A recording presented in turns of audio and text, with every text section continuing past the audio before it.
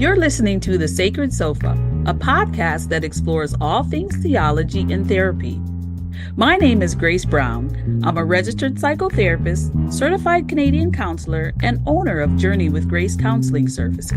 And I'm Brad Watson, pastor of Nexus Church and author of the book, A Path Called Compelling. Welcome to The Sacred Sofa. Well, welcome back, listeners, to The Sacred Sofa, and it's good to see you, Brad, and we're welcoming back Karla today as we're exploring a very interesting topic, a deep topic.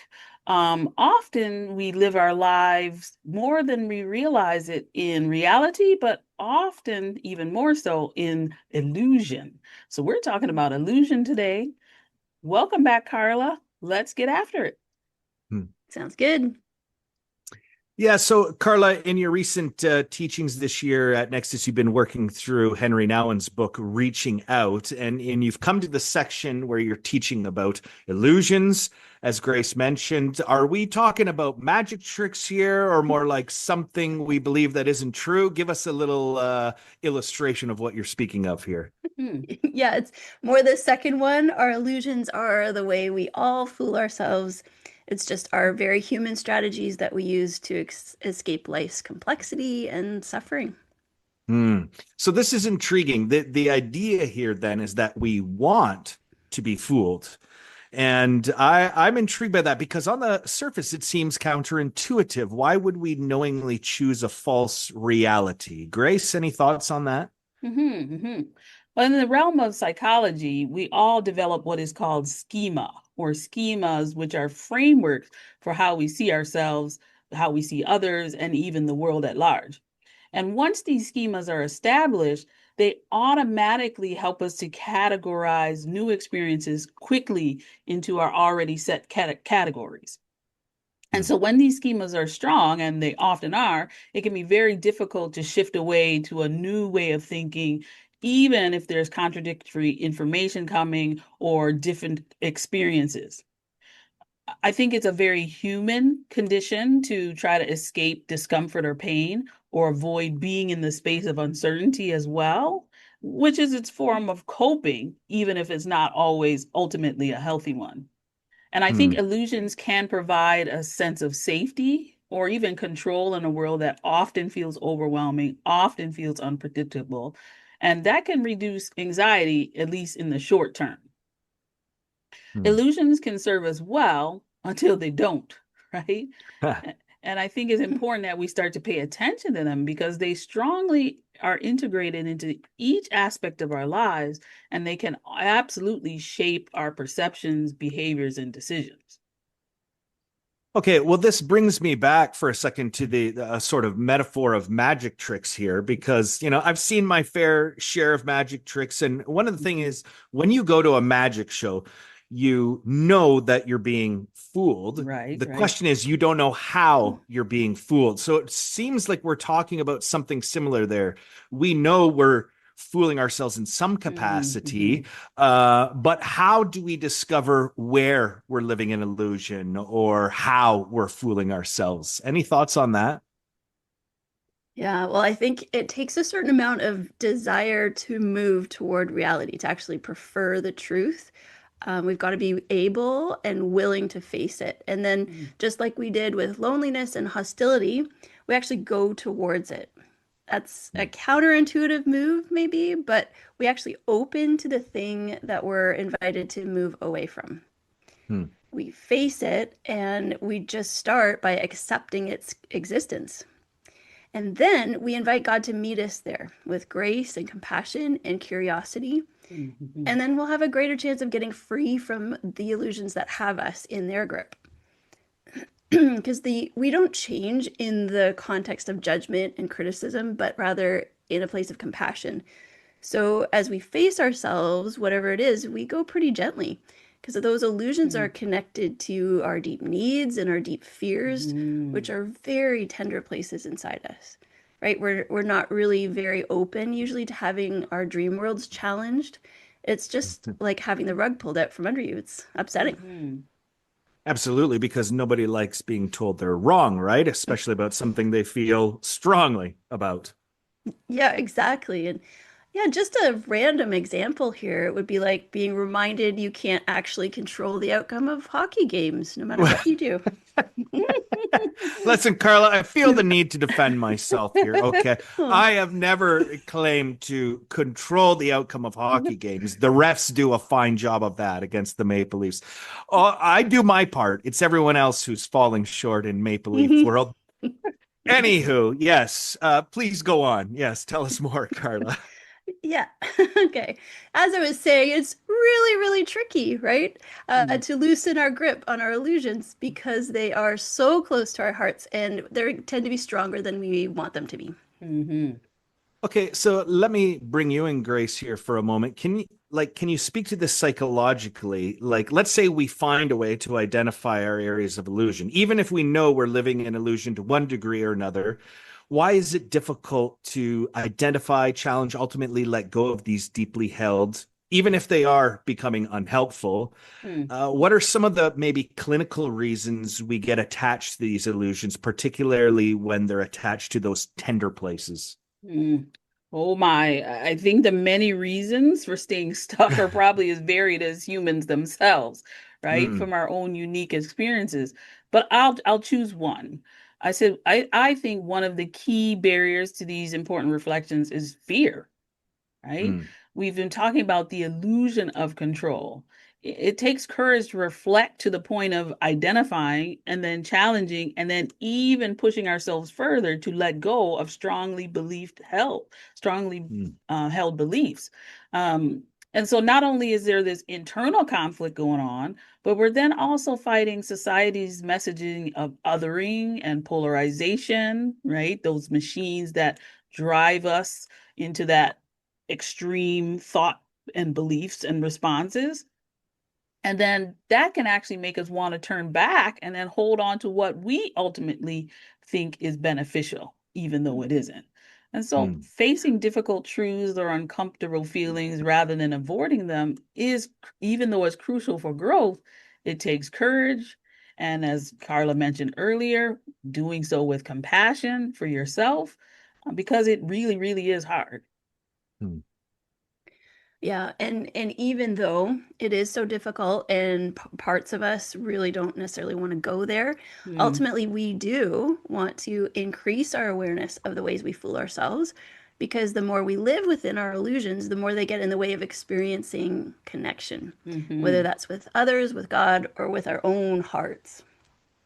Now, Karla, let me ask you this because Nouwen's sort of recipe for tackling this is to move from illusion to prayer, and I think that that's just kind of interesting and maybe even nebulous to some folks. The skeptical among us might say, couldn't the idea that prayer helps with illusions maybe be just another illusion for some people? What do you think of that? Mm. Yeah, I could make a lot of sense out of that because the connection between illusion and prayer may not seem very obvious at first. I wouldn't probably have made that connection myself. And it might even feel offensive, especially for people who don't pray. So it's like, oh, if I don't pray, then I'm automatically living in illusion. Hmm. And it might be easier to say it's people of prayer who are living in illusion. Hmm. As we consider praying to God, there are just really big questions like what is prayer? Who are we praying to? Is there someone there? Hmm. As we try to pray, it automatically involves our image of God because we have to pray to someone or something. Hmm. Hmm. That makes sense to me because I think how we conceptualize the divine will then absolutely influence the way we try to even communicate with divine. Yeah. Hmm. And now, and I think at least suggests, right, that it's not just praying to or communicating with, but that we can connect deeply with God. But, since God, by definition, transcends our understanding, this makes it challenging. So, how do we develop a loving relationship with God? Do we even want to do that? Any thoughts on that? Well, those are just really great questions to wrestle with. I don't think there's any easy answers here. Hmm. Everyone kind of has to work that through for themselves. Hmm. But we will be talking about prayer next time and kind of Hmm. exploring those themes a little bit. Right, right. That's coming up next week. We'll save that for then. Okay, so now one identifies two big illusions that we hold. The first is that we're immortal. the second that our lives belong to us, which is a tough one. And I certainly don't disagree with his characterization of those two, but I think it could use some hashing out because we do know we're going to die, at least theoretically. We all know that. So we Mhm. aren't under the illusion that our lives will never end. But I think Nowen is pushing to something deeper. Can we hash that out a bit? Yeah, it seems to me that we have a very complicated relationship with death. We know it, but in a really distant way, like kind of disconnected from the reality of it. And just the way humans tend to try to avoid suffering and even Mhm. endings, we're living as if we can or should avoid them and avoid death, right? We're just kind of allergic to the idea overall as a society. We tend to resist that natural flow of Mm. life and death.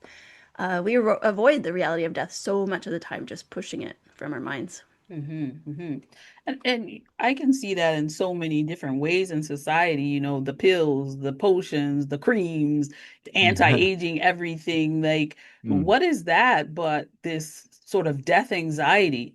And I think that shows up in therapy, in the therapeutic space as well. Even if it's not explicitly named, people might avoid thinking about the future, making plans for retirement. We like the Mm, retirement plan that's like tons Mm. of money saved and stockpiled, but we don't like the will and testament part of retirement. You know what I Mm. mean? Mm. And so struggling with aging or finding change itself incredibly threatening because it does represent a kind of ending or a grief and loss. And all of these, I think, can be manifestations of resisting our own mortality. Mm. So what's the price of that? What happens, say, Karla, when we insist on resisting our own mortality? I think it shows up in all kinds of weird little ways. Sometimes it might look like denial. So maybe people would take reckless risks because they feel invincible, or they've just pushed off the what bad things could happen. You could not appreciate the time you have. Hmm. Grace, you mentioned like trying to stay young at all costs, anti-aging, even getting stuck in the past through nostalgia. And it can also lead us to give eternal value to things, temporary things like our possessions, even our Hmm. relationships, plans, successes, and our failures, even. Hmm. If we think we'll live forever, then all we own, all we have feels permanent, ours forever. So Mm. that makes us cling, collect things as we desperately preserve life and belongings. We're basically bolstering our sense of self with stuff, right? Living out that belief that we are what we have. Hmm. And then if you really take that further, it can even extend to the people close to us. We can start seeing them more like objects, like Mm. properties to be defended or controlled rather than Hmm. gifts to be received. Mm. Yeah, I can see how clinging to stuff for trying to stay young, right, forever might be related to not wanting to die. Let's go into the second one there, the illusion that our lives belong to us. Yeah, so that brings us to kind of a sub-illusion, derivative of those two big ones, the illusion of control. So much of our life is influenced by factors outside our control, but most of us want to think we control much more than we actually can. Do you find that in your practice, Grace? Hmm. For sure. I mean, the desire to control is huge. And it's a primary way people can try to manage their feelings of anxiety. Feeling in control lowers stress and uncertainty and boosts your confidence. And then some kinds can motivate us to act, especially when we believe our actions lead to our desired outcome, Mm. sorry. It can feel empowering, but it can get out of hand, like most things without intention, it can go rogue. And so we start taking credit for things that are beyond our control, like weather or how others respond. Um, and if we take credit when things work out, we also then take the blame when they don't. So Mm. it's this odd cycle, and guilt and regret can pile up from these unrealistic plans and expectations. Deep frustration is often an indicator when things don't go to plan, and that's a sign that we're living under this illusion of control. This all feels almost a little too poignant to me at the moment here. But this is something I struggle with. I'm sure all of us do to one extent Mhm. or another. But this is like all the way from tiny things to large. And it's interesting. The last year, done a lot of reading of the Stoics. Mm. They're big on recognizing what we actually control in life, and I think the most disconcerting thing is how small their list is of the Mm. things we actually have control over in life. But I have a question around this because I'm a person who gets frustrated by all the things. So, is frustration a sign that we're under the illusion of control, or could we conceivably still express frustration even while knowing it's not within our control? I guess what I'm trying to get at is it okay to feel frustrated? Is there Mm. a harm in that? Oh, yeah. Mm. Well, frustration comes right for so many reasons.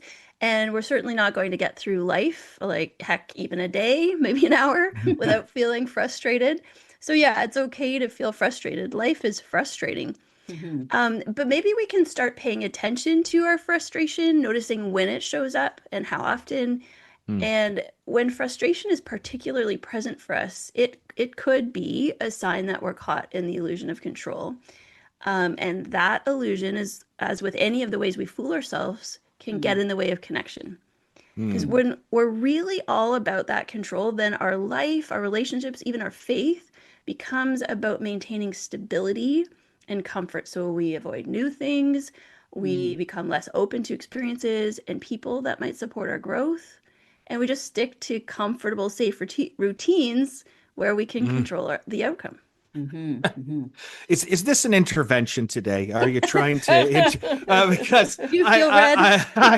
I like my routines and I don't like surprises. In fact, I've always said to Kristen, please don't ever throw me a surprise party because you're making me realize because then I can't control who's there and all Mm. that. So are you saying if we like our routines and don't like surprises, that's an illusion there, Karla?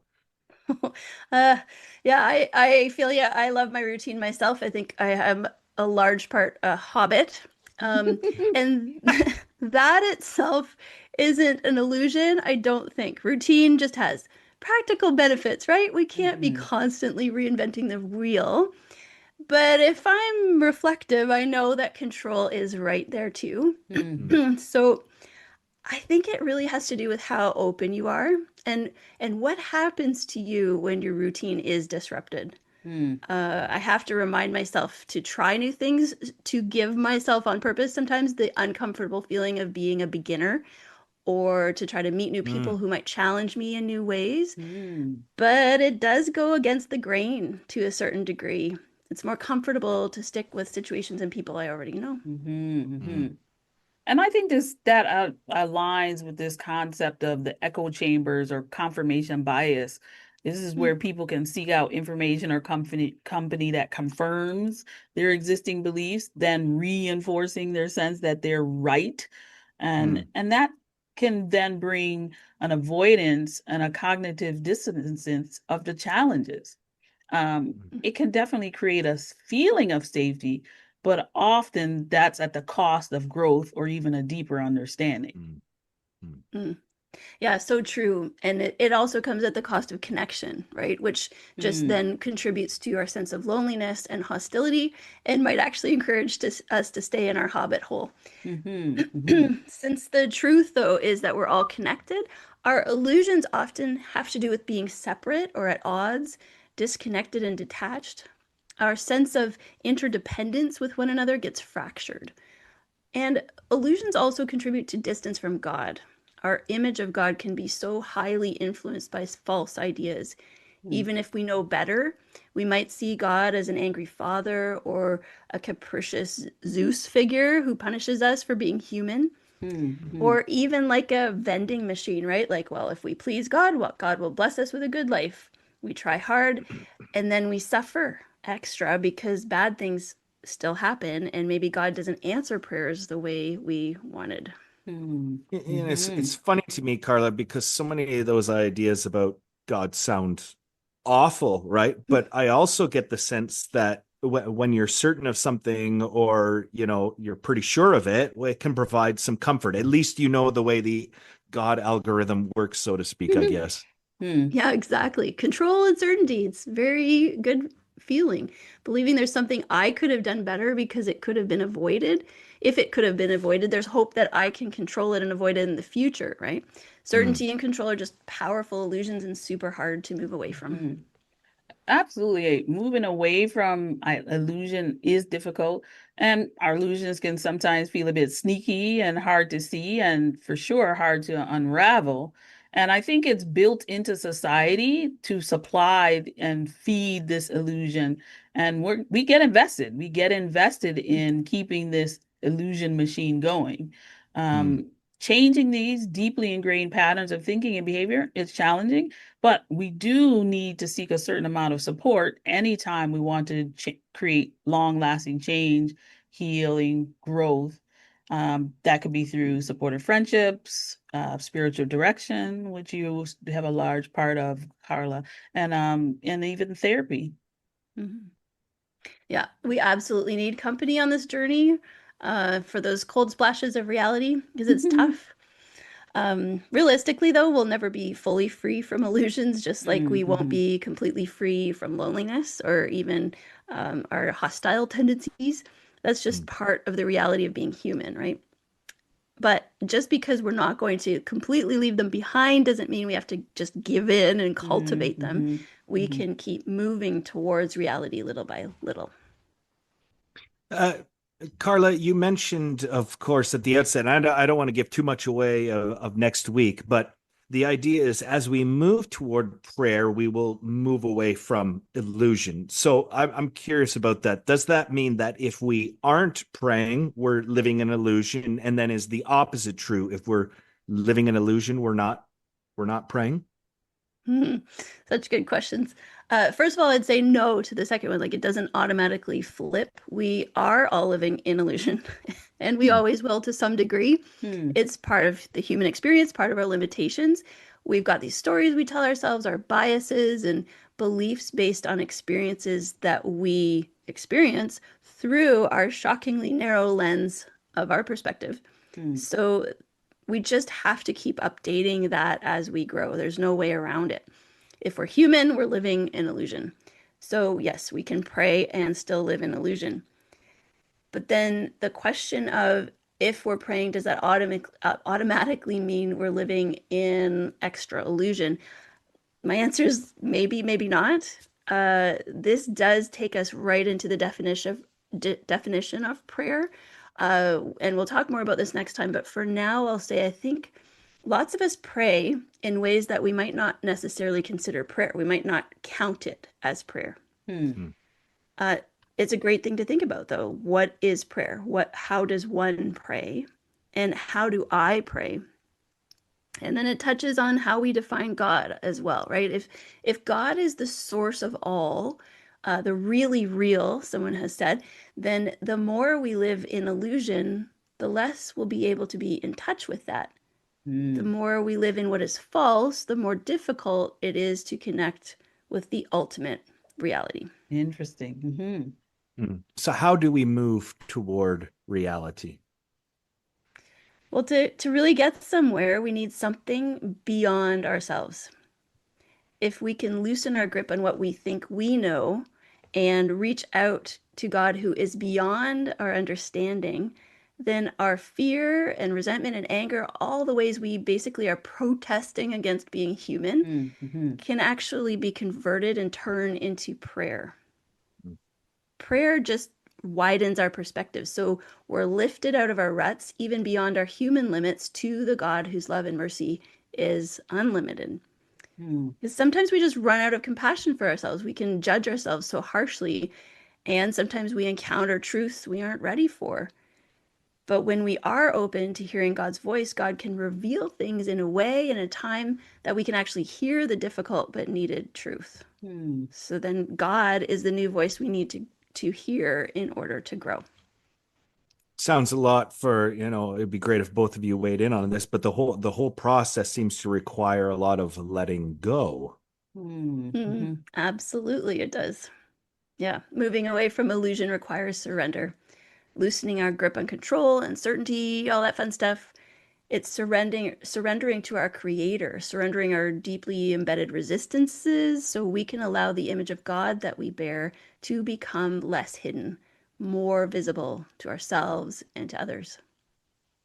That's another tricky, hard, challenging word, surrender. Mm, You mm, know, but in this context, it's not about giving up in a passive way. That's what I'm picking up from you, Karla. It's more about active acceptance and releasing the need to control things, especially those things that are outside of our own power. Um, and I think this is incredible in psychologically as well.